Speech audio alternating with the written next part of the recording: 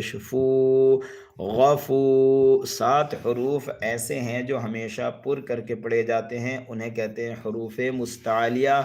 انہی میں سے حرف غین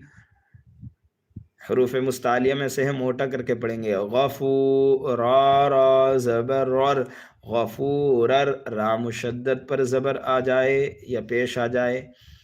یا پھر را مشدد پر زبر آ جائے یا پیش آ جائے، را کو پر کر کے پڑھتے ہیں غفورر، را زبر را، حا یا زیر حی، رحی، میم دو زبر من، رحیمن۔ وقف کریں گے تو یہاں پر جو ہے یہاں پر میم کو ایک الف سے بدل دیں گے غفور الرحیمہ، تو یہاں پر ہو رہا ہے وقف بالابدال، وَكَانَ اللَّهُ غَفُورًا رَحِيمًا